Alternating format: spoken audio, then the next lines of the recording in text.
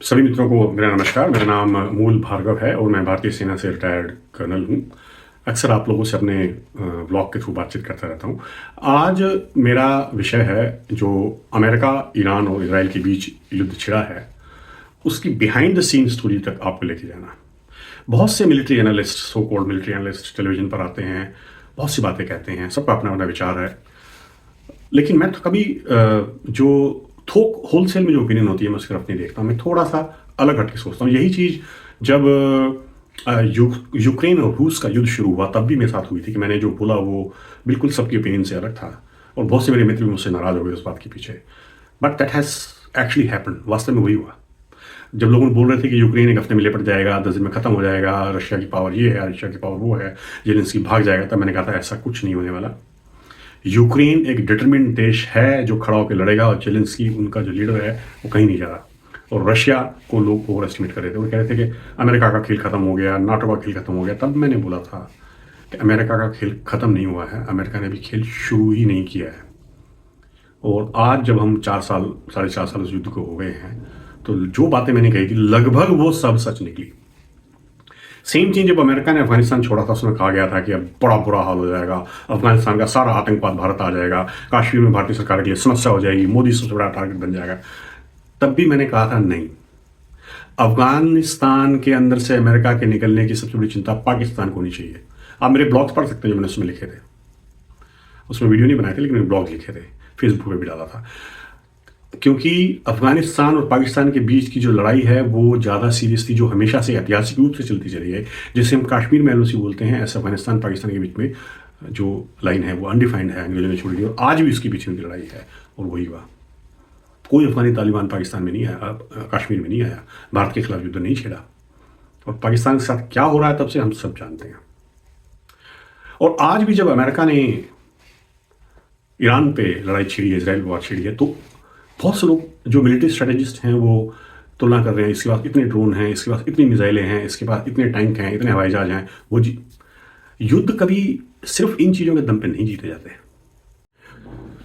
युद्ध में राजनीति बहुत बड़ी चीज़ होती है।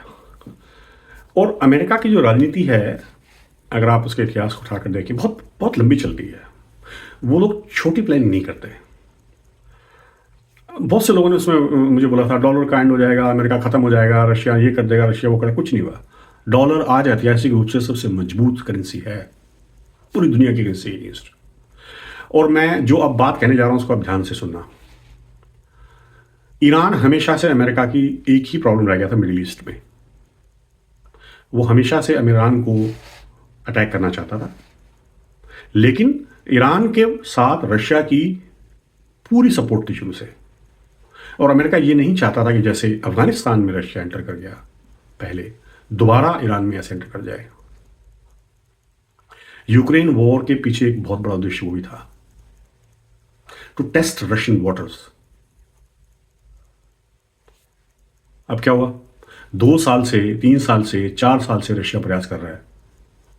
यूक्रेन का क्या बिगाड़ लिया? डिस्ट्रक्शन हुआ है, यूक्रेन में जबरदस्त डिस्ट्रक्शन हुआ, लेकिन कैप्चर नहीं कर पाया। कुछ इलाके हैं जो कैप्चर भी किए हैं, परंतु रशिया पूरी तरह हाँफ गया। उसकी जो मिलिट्री स्ट्रेंथ थी वो आज न्यूनतम स्तर पर है।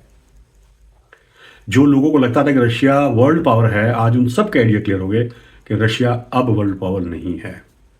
और ये बात अमेरिका जज कर चुका है। उसको पता है कि आज जो वो हमला ईरान पर करेगा तो रशिया सिवाय बाहर खड़ा होकर शोर मचाने के कुछ नहीं कर सकता। फ्री हैंड है, ईरान कुछ भी कर ले, उसके समर्थन में कोई नहीं आएगा। ये गेम था जो यूक्रेन से शुरू हुआ था, to test what's Russia and train Russia to that an extent कि अगर हम कभी एक्चुअली ईरान पे वॉर करें तो ये बीच में ना घुसे। फिर उसके बाद बात आ रही है कि अभी ईरान के अंदर अमेरिका का उद्देश्य क्या है।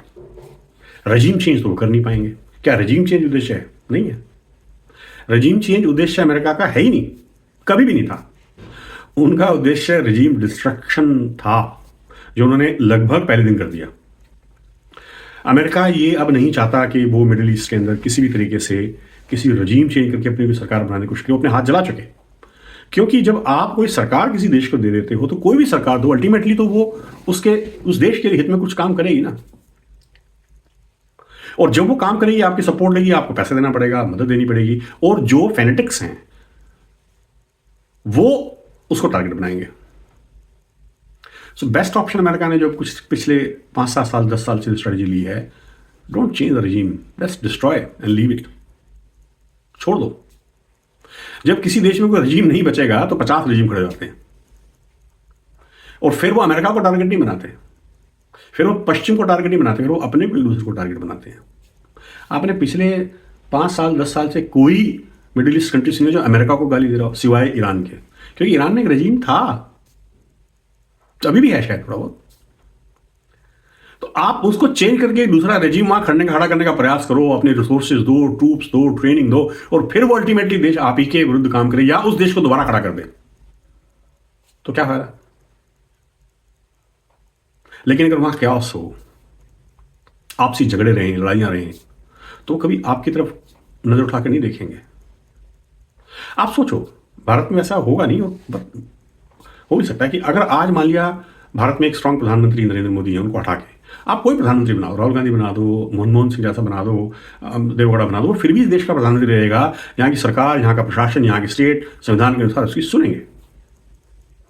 लेकिन सोचो अगर आप केंद्र की सरकार को हटा दो और कोई दूसरी सरकार वहां बनने ना पाए, तो भारत में क्या होगा? पूरा देश बिखर जाएगा। वो राज्य उधर, वो राज्य तमिलनाडु, मद्रास, असम, कश्मीर, पंजाब, सब ना मात्र कभी अगर दिल्ली में राज रहेगा किसी का तो सबको कंट्रोल करेगा। तो अमेरिका की ये स्ट्रेटेजी है। There is no plan to change the regime and put another regime. सारे मिलिट्री एनालिस्ट, सारे पॉलिटिकल एनालिस्ट को समझ नहीं पा रहे हैं।